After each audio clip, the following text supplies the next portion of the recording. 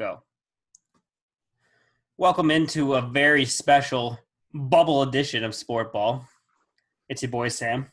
With me, as always, are my two most nefarious enemies, Seth and Kyle. What's up, fuckers? Hey. Just chilling like a villain. You know me. Cool. That's cool. Anything new with any of you? I mean, I talk to you guys every day, but for the listeners, you know. I got some good news that I'll be getting a tuition waiver for my classes this year for my graduate assistantship.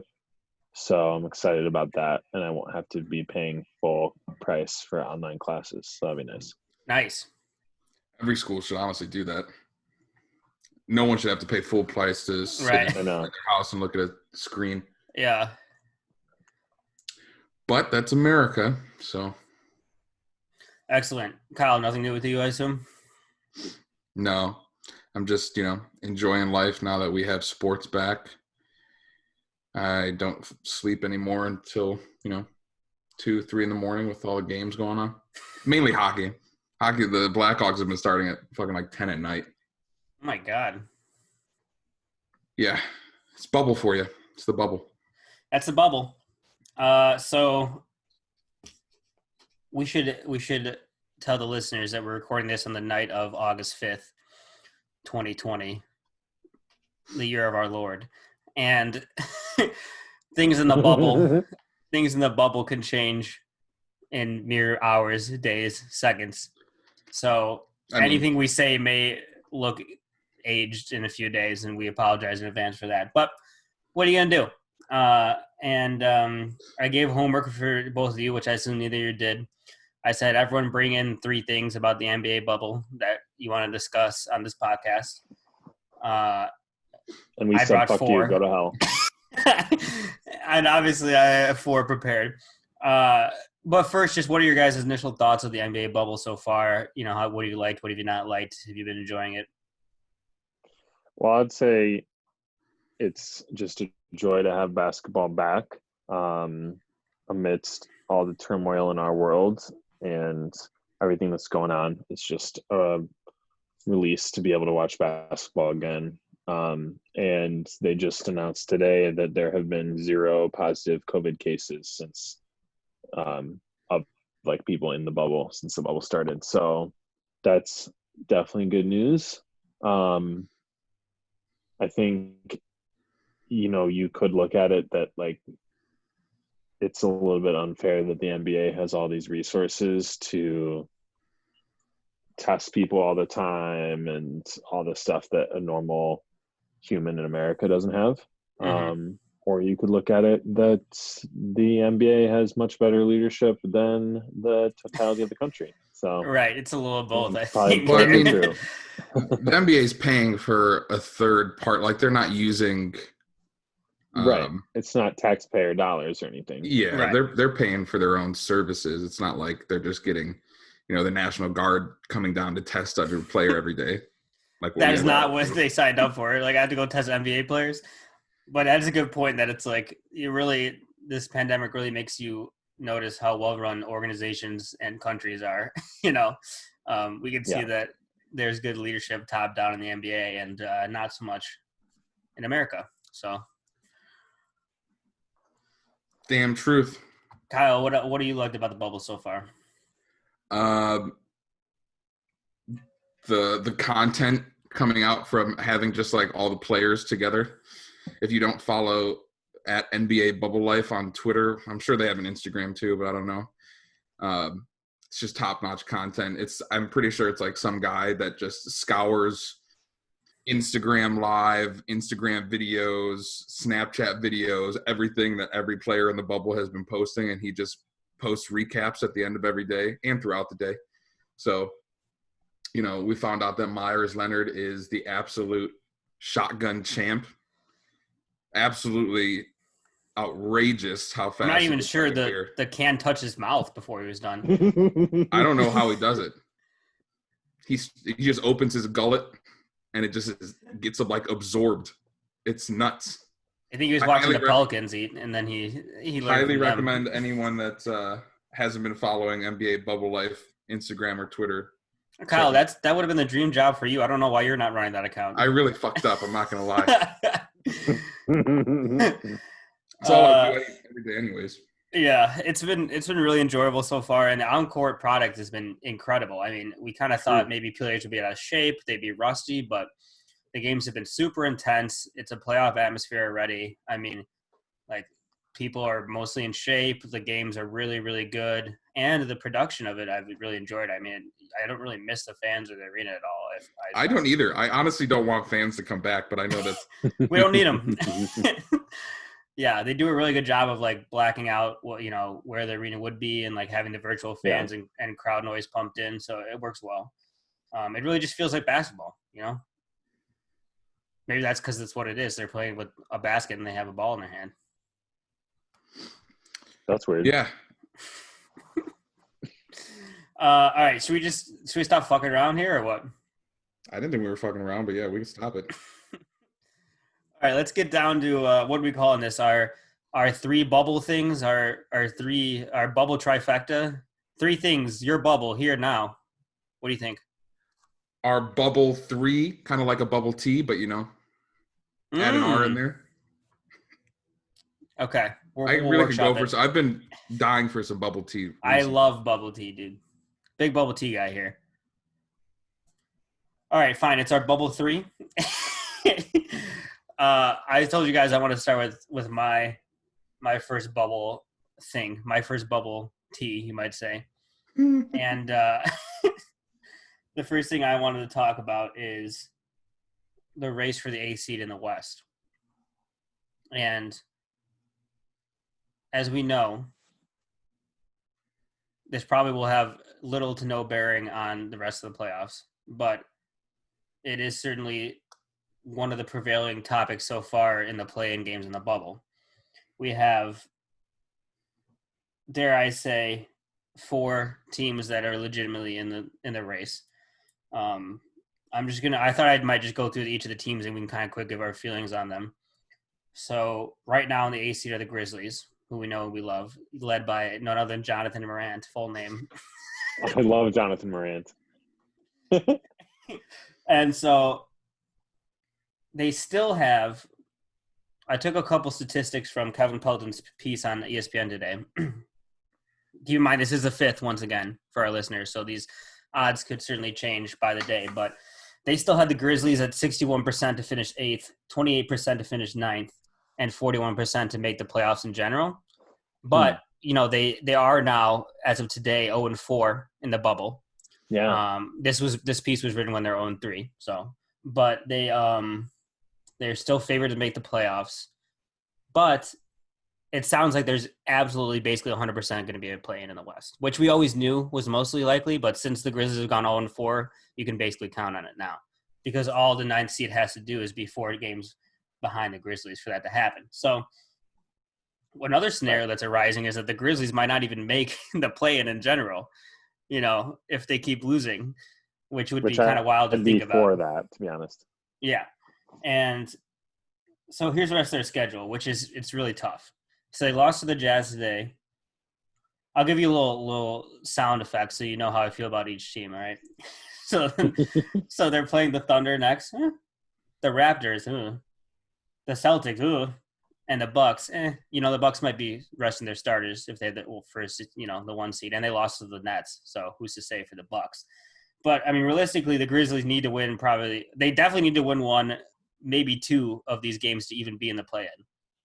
So, and Jaren Jackson Jr., JJJ, their best big, although Kyle might disagree, is out for the rest of the season. So, what do you guys think? I mean, are they going to be still in the play-in? Do you think, given the insertion into the play-in for them, they have a good chance?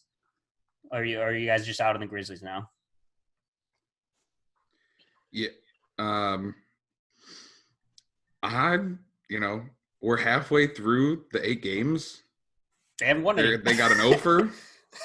I don't think they're going to make it, especially now that Jaren's out. Yeah. I mean, I said it before to you guys last night. I think Brandon Clark's better than Jaren Jackson anyways, but having one of them at least, which has been obviously Brandon Clark, be able to come off the bench and play with the second unit is huge.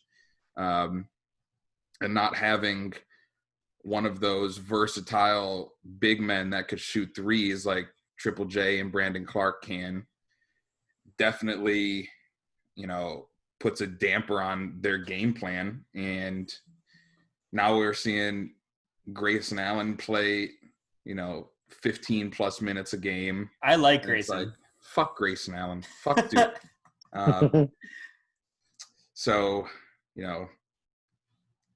I just don't see it. I don't see him making it. I know there's so many scenarios that need to happen for a lot of we'll keep talking about it. But Seth, what are your thoughts on it? Yeah, I feel like I'm a little bit prejudiced against the Grizzlies, and I don't really know why, because I do love Jonathan Morant, and I feel like they should be more exciting to watch than I normally find them. So I kind of find myself just cheering for them to lose, because I think the ideal scenario would be a Portland, New Orleans play-in would be the most exciting, in my opinion. And yeah, I just really want to see Portland in the playoffs and be able to see a matchup first round Dame versus LeBron. I think that'd be pretty fun. I just want to win both of my bets against Kyle. So therefore I'm cheering for the Grizzlies, because I bet at the beginning of the season that the Pelicans both the Pelicans and Portland wouldn't make the playoffs. So I'm really hoping for that. Seth, that's a good transition to another team in contention, Portland. So, look, I think we all think Portland's the best team here who's in this race. It's just that, they're in this race to begin with because they had injuries this year.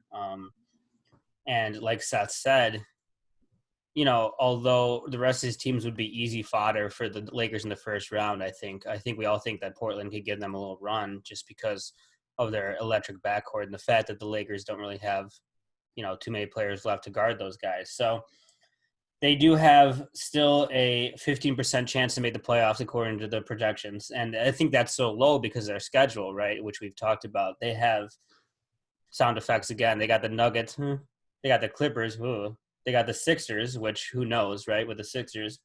They got the Mavs, and they got the Nets. So Nets, easy win, but the only one on it that's easy.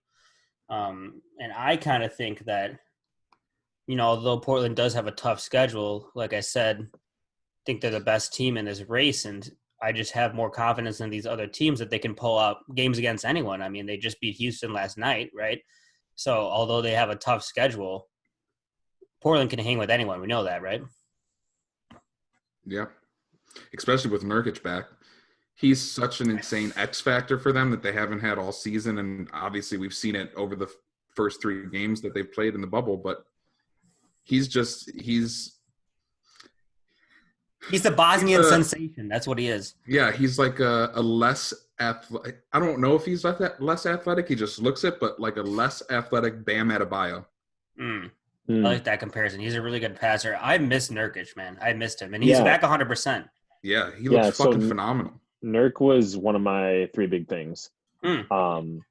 So might as well just bring that up now because I feel like I remember at the beginning of last season when people were like, hey, if you haven't watched Portland this year, Nurkic is actually their second best player, not CJ. Honestly. And then he got injured and it just and they still made it to the Western Conference Finals, which was wild. But then I think it kind of caught up to them earlier this season, in addition to Zach Collins being out. And so now with both of them back, they just have so much more depth, versatility, and passing from the big man position that I think it really unlocks things for Damian and CJ. And Dame doesn't have to score 45 every night for them to win. Yeah. Right.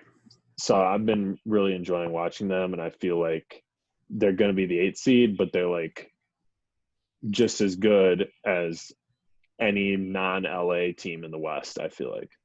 Right. And it's like, and this is kind of how I felt before the season, right? And why I picked them to miss the playoffs, because instead of Nurkic, they had Hassan Whiteside, that was their stopgap, who we know is not a winning player. Some would call him a cancer, a tumor for a team. And we know I think he led the league in blocks, but we know that he chases blocks on the defensive end and is not a winning defensive player and doesn't do much on offense except rebounding. So, and we looked at their roster at the beginning of the year. They got Hassan Whiteside and they got Mario fucking Hezonja playing minutes for their team. And now that they have Nurkic back, they have Collins healthy, they have the emergence of Gary Trent Jr., this is a team that, like you said, you look at their healthy roster, I would take them over like 4 teams in the West, for the top 8 seeds. I think they could give the Lakers a little scare in the first round. I don't think they would win, but that's definitely, like you said, with Nurkic back, this is the most dangerous team in this race.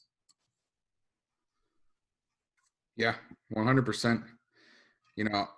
I know we were talking the other day about we were ranking the 4 teams kind of in contention for that 8th spot, and I just dismissed Portland as being the best overall, and I think I definitely overlooked or just didn't factor in how crazy Nurkic has been.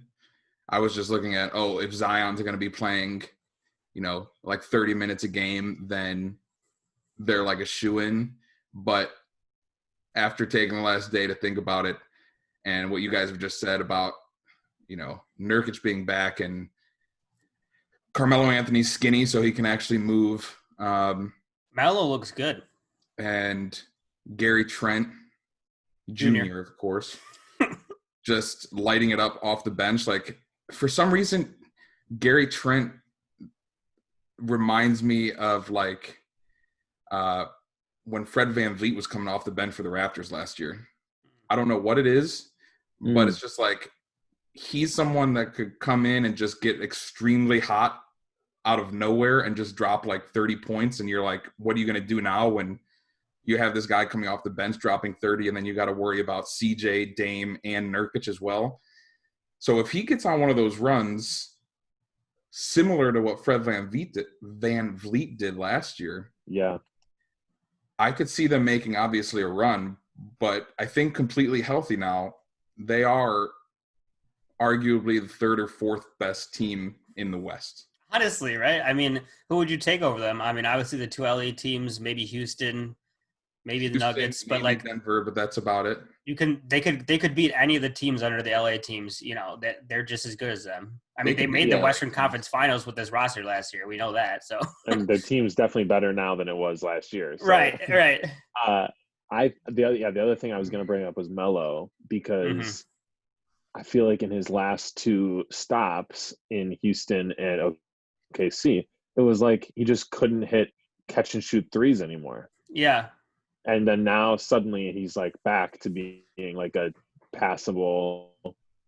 I haven't looked at the stats in the bubble, but just from watching, it seems like, Melo actually hit that, and it's yeah. I mean, feel he sealed the game for them against Houston the other night. Right. And I feel like at this point of his career, like you said, that's really what you need him to be, is just make jump shots. And he just wasn't doing that for whatever reason. But in the bubble, honestly, is Bubble Melo better than Hoodie Melo? I think everyone's better in the bubble, right? It does seem that, I swear, like, except LeBron. There's something in the water in Florida. There's something in the water. There's something.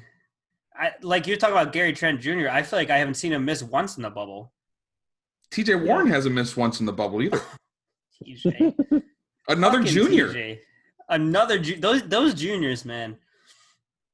They come to play.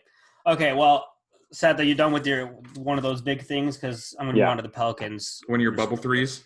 Yeah, one of your bubble tees. The 3rd team in contention, these are the top 3, I would say, for the 8th seed, is the Pelicans, who still have a 36% chance to make the playoffs. So they still have them in the simulations higher than Portland due to their schedule. You look at their – this is their remaining schedule. Are you guys ready for this? I think I could go 4 out of 5 on this. I know. They got the Kings, they got the Wizards, they got the Spurs, they got the Kings, they got the Magic. So I mean, 5-0, 4-1 is reasonable, and that's why a lot of people are high on them making the playoffs. But the thing is, maybe what the simulation doesn't quite grasp is that I think of them as like the opposite of Portland. Like, okay, Portland has a tough schedule, but I trust them to win tough games against good opponents and take care of business against mediocre or like opponents. The Pelicans could blow any one of these games. I wouldn't be surprised. I mean, they're a young team. They don't play any defense. Although this schedule is a cakewalk, I wouldn't be surprised if they don't go to 4-1 that they should. You know what I'm saying? Yeah, I think it really depends on, obviously, if they're going to let Zion play like he played the last game. Like, if they're going to be running him in 2-3 minute stints and stopping him at 15, 16 minutes, I don't think there's a shot. If they're going to be giving him 30 minutes, things look much different. And Lonzo Ball has looked like complete ass since play resumed. And I don't really expect that to, be a thing that keeps up. Like, he was absolutely rolling before quarantine. But I guess he's not drinking the same water that everyone else is down there. It's funny, too, like, I mean, I don't want to overreact to 3 games, but then again, this entire podcast is just going to be us overreacting to 3 games. It's just funny because, like, players have bad or good stretches during the bubble, and we're like, oh, my God, because, like, it's such a magnifying glass on everything. And it just, like, feels like this is all that matters, but it's only like a 3-game stretch so far,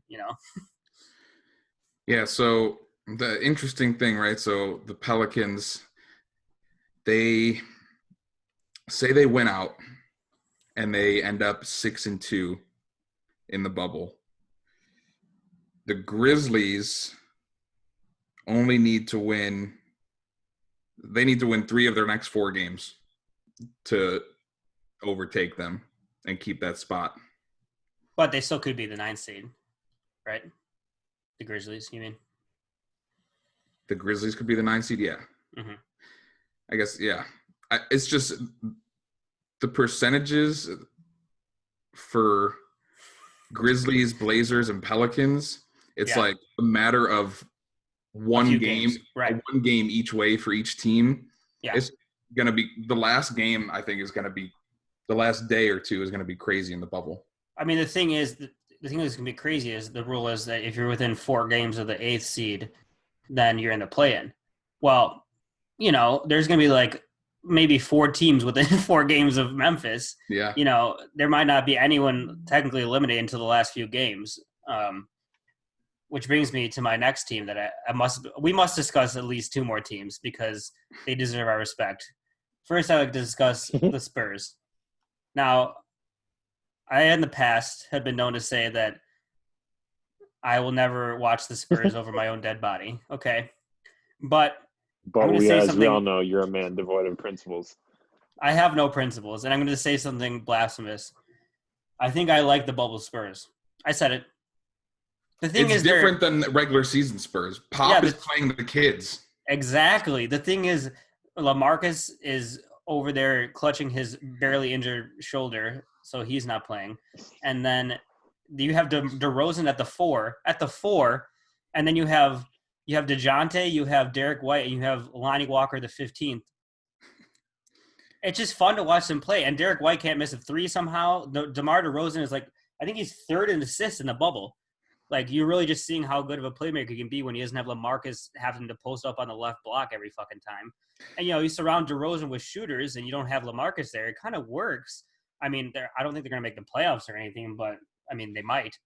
It's kind of interesting, right? We all always have talked about Pop being one of the greatest coaches of all time, but I feel like we never talked about the fact that he's never really adjusted his style of play over the course of, all these years. Like, I think over the last year and a half, 2 years, kind of when the Spurs have been on the decline, obviously it has to do with, losing Tony Parker, losing Ginobili, and losing Duncan. But they're good players. Even if they still had them, I don't think their style of play would have been good enough to be, in the top half of the Western Conference. Now that all these other teams over the last 2 years have been adjusting to more of, 3-point shooting teams and small ball teams. Like Pop wants to have a big man. Pop wants to be able to post up. That's why he has, LaMarcus. It's what he's done always with, what the fuck's his name? I can't. Tim Duncan. What, Tim Duncan? Tim Duncan, yeah. The best post-up man in history, maybe? I mean, it was bound to happen. I always forget someone. I feel like the Spurs were playing kind of that style of play Yeah. before it was popular in like 2013, 14. Yeah, And they then- took tons of threes when they had good Right. players. Danny Green, Gary Neal, and But they Patty still had Mills but then once it's like Pop was trying to zig when everyone else is zagging, and he found himself with DeMar and LaMarcus, and he's Right, like, what are you gonna do? I guess I'm gonna try to like be the team that masters the mid range. Yeah, I was going to say, like, zigging into a big man that's shooting mid-ranges Yeah. and paying DeMar to take one step inside the three-point line and take a jump shot. I don't think know, you Be a could. mistake. I think you could more blame Pop for the general manager side of things than the than the coaching side of things. Like once you already have LaMarcus and DeMar in there, what else are you going to do, right? I mean, neither of those players shoot threes, and they're your two best players. So I guess, he doesn't really have yeah. the personnel to shoot a ton of threes. So he just tried to play to their strengths. But you could say it was a pretty big mistake to get those guys in there together in the first place, which I would agree with. And Yeah. I think that when he had talent in 2014, and that was like they were taking tons of threes and was playing the most beautiful basketball we've seen, right? Yeah, I don't know. I just like they have such good young players. Like you didn't even mention Keldon Johnson, who Ooh. has looked really good too Right. during these first 3 games in the bubble. Like, he dropped 26 points and like 6 rebounds today. Easy money. I mean, I agree with you that it's past time for them to start playing this style, right? And I'm glad they're finally. That's why the bubble Spurs are so much better than the regular Spurs. It's the truth. And we do have to, I think, commend Pop for any time he's asked a question, he doesn't answer it like usual, but he just redirects Yeah. it to social justice issues. And Yeah, why isn't every coach doing that? that's been good. That's been very Pop has good. always been one of the best, interviews in the game, but Yeah, I love the way he's taken his approach this time. I love Pop so much, honestly. Good old pizza face. So that's the Spurs. One more team I just want to mention briefly because they're not going to make Still the on playoffs. his first bubble tee. I know. No, this is the last one. I knew it was going to take a long time. I'm sorry. But we already hit one of Seth's bubble tees during my bubble tee. True. So I just want to mention the Suns because they're 4-0 in the bubble. Or 3-0, I guess. Are they 3-0 or 4-0? Crickets. They don't know. 3-0, right? Okay, 3-0. And they just hit a game winner against the Clippers. They can't lose in the bubble. I just want to mention it. They still only have a 2% chance to make the playoffs, but dare I say they've looked great. Yeah, I don't know. If they win out, then they might end up being within 4 games, though. And then we just have every single team in the West essentially playing a play-in. Well, you have to be the 9th seed to be the play-in. But they could tie get the with 9th seed. And there's a 2% chance. So anything could happen. All right, no one wants to talk about the Suns. You guys want to – here, Kyle, why don't you say your first bubble 3? First bubble tee. Again, this goes back to watching NBA Bubble Life videos. The NBA players playing golf in the bubble, top-notch content. I need daily vlogs of them out on the course. It's great to see incredible athletes be absolute ass at another sport. So I do have to say, after watching numerous videos of Celtics players, Sixers, all kinds of players on the golf course, definitively I could say that Furkan Korkmaz, the worst golfer in the bubble, hands down. He looks like Charles Barkley trying to swing a golf club. Complete ass. Isn't Charles actually people- good at golf? No, he's fucking terrible. No, They made an really? entire show He golfed about back in him the day? fixing his golf swing. Oh, maybe he's fixed it now. Right. It's not fixed.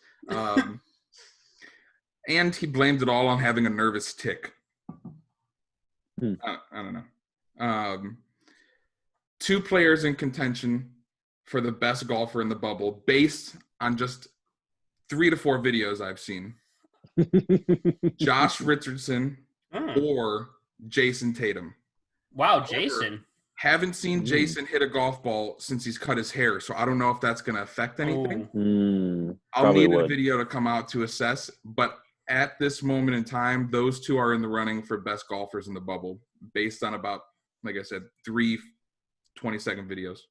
This is the kind of content I wanted when I told you guys to come up with 3 things about the bubble. Yeah. Let me ask you this: What do you think Furkan Korkmaz's handicap would be?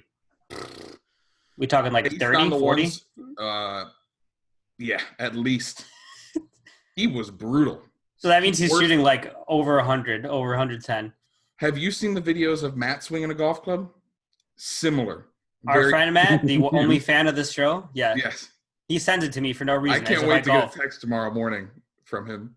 He keeps sending me videos of him like with like some sort of technology where it like follows his swing, and I'm like, I don't even play golf. Why are you sending this to me? Classic. It's Matt's new thing. He has a thing always that he gets That's deeply true. invested in, and give him a couple This months. one's he'll here to never stay, touch though. his golf No, clubs it's here to ever again. stay. I fear this might be here to stay. The thing is, like, this time, like, usually he gets on these kicks and he's by himself. He's got me That's and true. Kevin this That's time. true. And he's completely given up on Frolf, which he said to me the other day that we could have made the professional tour if we kept playing in high school. And Oh, man. Let's Frolf this week. yeah, we're gonna Frolf this week. Don't you worry about that. All right, so that was great, Kyle. Thank you. Seth, would you like to give another bubble tea? Sure. Mine was gonna be like kind of a combo. The main question is who is the favorite? So going into the bubble, I feel like objectively the Bucks should be like the number 1 rated team, Mm-hmm. with maybe the Lakers because of like LeBron's experience in the playoffs, right? Right. The Bucks were the Right, best the regular Lakers. season team, but you know. Right. The Lakers. And so then watching the Bucks Rockets game a few days ago, I was like all ready to be like, okay, this is when, the Bucks can show the Rockets that their whole small ball thing isn't really going to work against the best teams. And that's not what happened. And what I was especially concerned by was clutch time with just like a few seconds left. Giannis needs a bucket and he drives the lane and just like runs into traffic and throws the ball away. Yeah. And I just felt like, wow, they really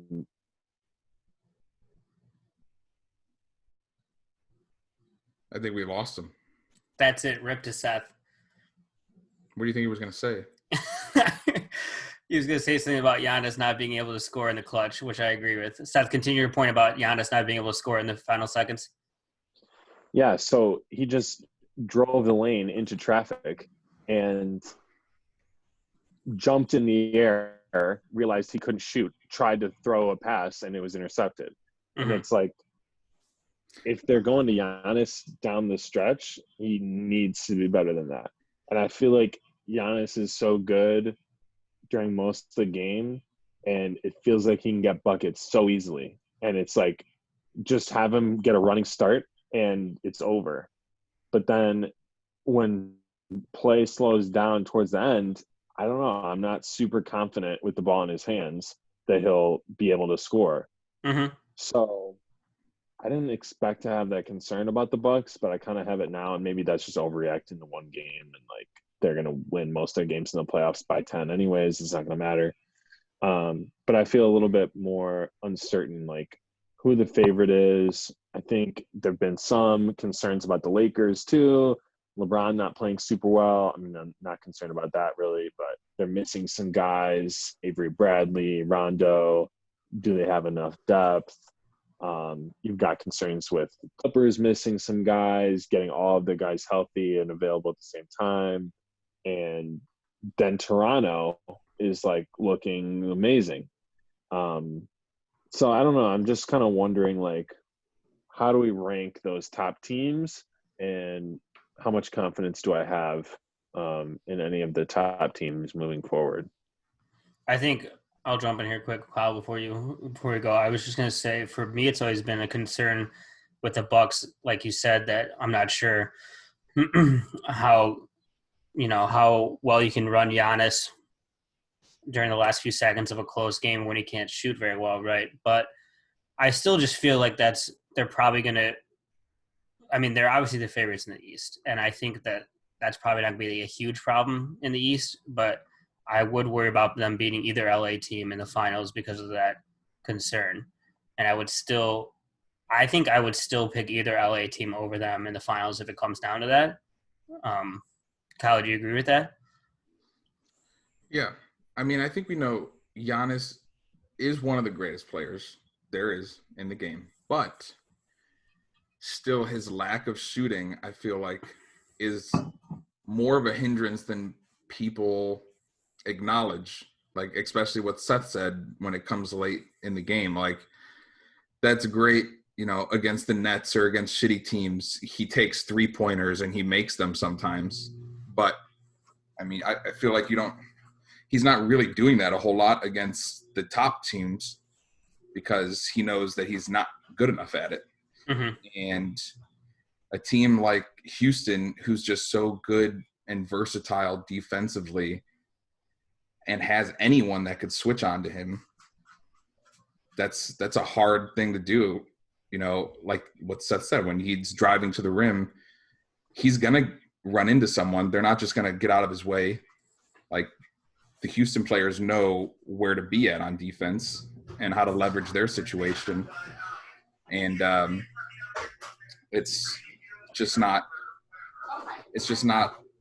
something come crunch time against the best teams in the league that I don't think is like sustainable for him to just take over a game like that. Yeah, and I don't know. I think I would still go, Seth, when you're saying like how would I rank them? I would still have a tier of the LA teams and the Bucks above everyone else, but I would say Lakers first. I think Clippers second, Bucks third. I don't know. I think we have this kind of thing too where we just haven't seen it yet, right? Until the Bucks prove that against the best teams and deep in the playoffs they can do it, we're just not going to really believe it. I mean, we've seen LeBron do it, we've seen Kawhi do it, right? So we're more apt to have more confidence in those teams, and we just haven't seen Giannis do it yet. So I think they're certainly the favorites in the East still, but I think I would take either West team over them. But, what's interesting about this season, like you're saying, is that every team has questions, right? And it's not like the years in the past where we've had the Warriors that we know are going to, the Warriors and LeBron will be in the finals, and we know it, right? That's not necessarily the case this year. You have the Lakers with some guards being out with no really great talent outside of the top two guys. You have the Clippers, a lot of stuff going on there with Lou Williams, and with Montrez, and like they have a lot of players in and out. They haven't really played together all season. And then the Bucks, you have the concerns you listed. So I think it's more wide open than it has been in the past, right? Which makes it fun. So I think if I can pivot off of what you said too about the Bucks in the East and about Toronto being there as well, I did want to discuss Toronto as one of my three things. So maybe we could just pivot into that. I wanted to bring up a comparison that I thought of because so we all know how good Toronto has been this season, right? And yet I hesitate to think of them as a real contender to win the finals. And I think a lot of people do consider them a team that can win the finals, even without Kawhi. We all know they won last year, but they lost their best player. And I was trying to think, like, when has a team like this ever won the championship, right? And maybe we throw this all out because of the bubble. But since the merger, there's only one team like this has ever won, and that's the 2004 Pistons. Because you're looking at a team that doesn't have a top 10 player. Gotcha. So you're looking at a team that doesn't have a top 10 player, a superstar, right? They're going to have one All-NBA player most likely, Pascal Siakam. I think he'll probably make third team. And you look back at the 04 Pistons, they had Ben Wallace as an All-NBA, but mostly because he played center, and there's only 3 center spots. They didn't have a superstar, right? They had the best defense in the league. Raptors have the second best defense. So, maybe we use that as a blueprint to convince ourselves that they can be a contender. I mean, if they do win, it's going to be pretty much unlike any champion we've had since the merger, right? I mean, they have no superstar. They lost their superstar last season. They're just really well coached, and they have elite defense, and that's basically what the Pistons were. So certainly no team has ever lost a superstar of that caliber and won the championship the next year. Right, but do you guys think that these Raptors can be like the second coming of that Pistons team? No superstar, great defense wins the title, or is that not in the cards? So I don't want to say that they don't. I know most people don't think they have a superstar, but I think there's like the ability or possibility that Siakam could become a superstar in the very short term. Like we know what he has in him. Like it's not like it's just a bunch of, good players that have really good chemistry. They have, I think Siakam's a great player. Van Vliet's a very good player. And when Lowry's on, as much as I hate to say it, he is a very good point guard. Oh, yeah. So, it's not just a ragtag collection of players that are very good defensively. They're very good on all parts of the court. Like they're top 5 in threes taken a game. They're top 3, I think, in 3-point percentage. Like they play this style of basketball and defend it very well. And I don't think like this is something that's fake. We've seen it all season. And I think that they have a very good chance too of, if it comes down to them and the Bucks in the Eastern Conference Finals, that they could beat the Bucks. It's not something crazy to me. Yeah, I think, obviously the comparison isn't perfect between them and the Pistons, but I was just kind of thinking like, would Pascal Siakam be the best player in a championship team ever? And probably since the Pistons, right? I mean, he has a hot sauce named after him. I don't know if any other player has that. I mean, we usually see the best 2 players in the league win the finals, let alone, the top 8 or so. It's never, I don't know. I was just trying to search for a blueprint for this team winning the title. And I don't really see it. I don't know. Yeah, I'm with you. I do think they match up really well against the Lakers. And they have so many players with Pascal and OG. And even if you want to go bigger with like Serge, who could like be passable against LeBron, and Serge and Mark being passable against AD, guarding AD as well. So I feel like in that way they might match up even better against the Lakers than the Bucks do. So I wouldn't say it's my prediction, but I think it's definitely possible that they could win the championship this year. Yeah, I still think I'm out. I mean, when I was kind of just doing a deep dive in the 04 Pistons because I really wanted to prove to myself that the Raptors could win the title. I don't know. They never had to play anyone as good as the Bucks. Like they played like Reggie Miller's Pacers at the end of his career, who were like a 60-win team, but I mean, no one as good as Giannis, obviously. And they played Jason Kidd's Nets, and then they played in the finals a Lakers team that was falling apart because Shaq and Kobe hated each other. And it's like I just don't think Toronto's road to the playoffs or to the finals goes through many more superstars than that and like better players. So I don't know. I feel the like road to the finals only goes through Boston and Milwaukee. Yeah, and I'm just saying that and the 04 Pistons never had to play a Giannis. Teams, right?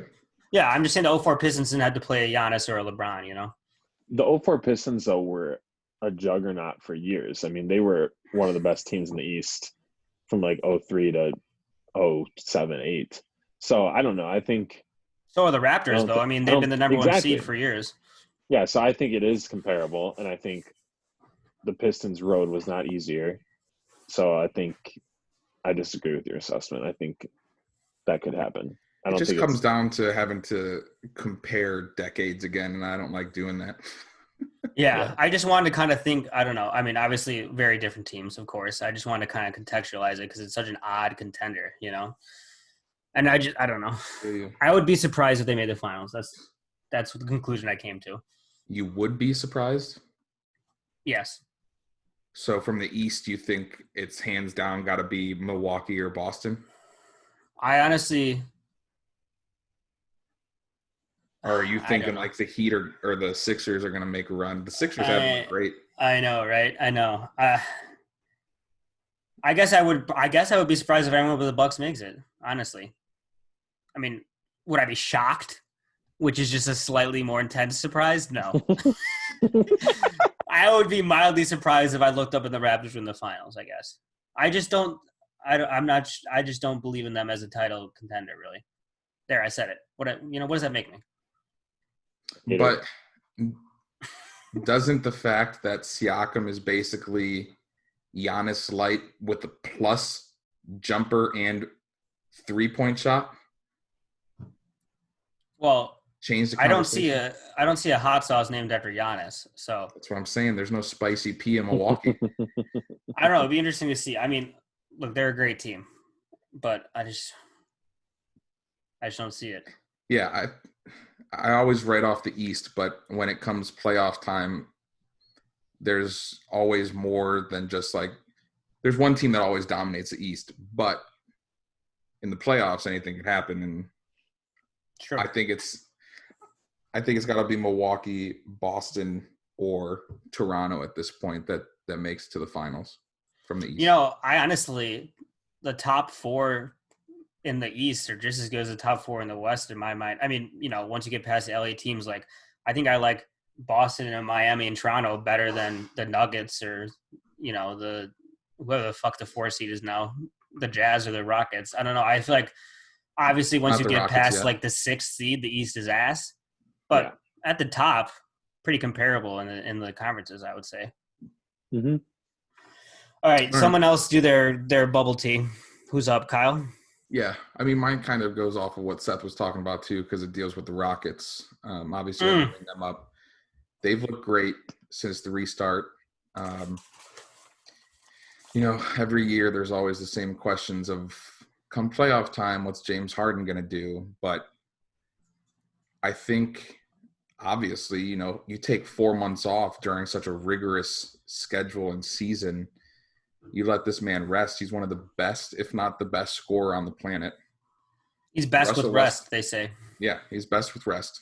You got Covington, obviously, my second favorite player in the league, I think. One of the best, if not the best defensive player in the NBA. Bobby Big Dick, baby. You already know. And Russ has just looked really good all season for them. You know, as soon as he stopped focusing on taking and forcing 3-pointers that he didn't need to take because you have James Harden on your team that could do that, and just became basically a drive and pass kind of player. He's driving to the rim and he's either finishing or he's just finding someone wide open on the perimeter. And you already know Houston's built with every single player on the court could hit threes. Mm-hmm. I think this rest period is a much bigger factor for this team than a lot of people kind of are acknowledging. And based on their style of play, like I've said before, they play such a high volatile style, you know, forcing other teams kind of into the paint and letting them, you know, take hook shots and stuff that aren't very high percentage shots, kind of like enticing other teams' big men onto the court while they run them off on the offensive end. It's just beautiful to watch. I know no one else agrees with me, but I think it's great. And I really think that there's a very good chance that we see them in the Western Conference Finals. And I honestly wouldn't be surprised to see them beat the Lakers. I'm glad you mentioned that because one of my 3 things I'm just going to kind of inject into this conversation was to ask you guys who you think the third best team in the West is, aka, which team has the best chance to upset one of the LA teams and reach the Western Conference Finals. And, the candidates are Houston, Denver, OKC. I would discount the Mavs probably because they had to play the Clippers in the first round. And I would discount the Jazz because they're ass. So we're really looking at those. You could maybe throw in Portland if you think they're going to upset the Lakers in the first round. But I tried my darndest to come up with the one that wasn't Houston, and it's obviously just Houston. I mean, you guys love to hate Houston. I know you do. No, I just hate watching them play. I understand that they're doing the smartest thing, and I appreciate that, but I don't like to see it on my television. Is all. I mean, obviously they looked at the rules. They said 3 is more than 2. This is the best way to play, and they exploited that. I have no problem with that. I just don't have to tune in if I don't want to. Each their own. But the thing is, you're right about them that they have the variance that's needed to beat anyone, right? I mean, they could have a game where they hit most of their 3s, and you're not going to beat them regardless who you are, regardless if you're the Bucks, right, Seth? I mean, we just saw them beat them, and so they could certainly hang with either LA teams. They have 2 superstars. It's not unlike a team we've seen make the conference finals, before. And I don't know. I think they're the highest ceiling of any non-LA team. And will I be upset if they make the finals? Yes. Will we have to grovel to Kyle? No, because yes. I'm putting in the work now to say that they might do it. That's smart. Yeah, I agree with that assessment. I think it is the Rockets, although I can already feel that I'll be picking the Blazers to upset the Lakers in the first round. That's such a Kyle pick. I would want to do that too, but I also feel like if anything, it's going to be rigged to make sure that LeBron moves on. Yeah, because you can't dismiss the fixing in basketball. True. But yeah. I could see it happening for the Houston. I could honestly see them beating the Clippers. Yeah. I mean, the Clippers are worse. Something about that. The Clippers feel like they feel like one of those teams that's like very solid all around, and they don't have a lot of holes. But it's like if all their players just kind of play okay, and then the Rockets hit 3s, and then they'll just look up and it's like, oh, we just got beat. I don't know. Yeah, I would be more inclined to pick them against Clippers than the Lakers. I don't really know why. I think it's kind of like Seth said, the Clippers are just missing a little something, Yeah. And I think just like the short term of watching the Clippers the last, since the restart, not having Montrez, not having Lou, they've definitely looked a lot worse than they actually are. Yeah. And that bias is really going to get me come when the playoffs actually start and they're back. But it's like it's hard to gel that quickly, though. That is a concern, right. I feel. Yeah, I agree. All right, that's enough Houston for a lifetime. Kyle, have you done all 3 of yours already? No, I have one more. Seth, do you have one more too? Yeah. Okay, Seth, you go first, and then Kyle, you can go last. Cool. Yeah, so mine is a little bit more lighthearted one. Will the refs settle down? I feel like this is kind of part of what mine was, yeah. Yeah, there has been data about there being like way more foul calls than in the regular season. And certainly the refs make mistakes all throughout the year, so maybe it's just overreacting because I'm watching basketball. I feel like there have been a number of calls that are just egregious. Yeah, like there was the backcourt violation called against the Celtics when Jason Tatum needs to establish into the front court with 2 feet and the ball, and 0 of those were in the front court, and they still called it. And then there was like that one call that Gobert got pushed, and then he like fell into a Pelicans player, and they called a foul on Gobert. And it's just like they're a second slow, and they see something, and they're like, oh, that must have been a call, but they didn't actually see what happened, and they're calling it anyways.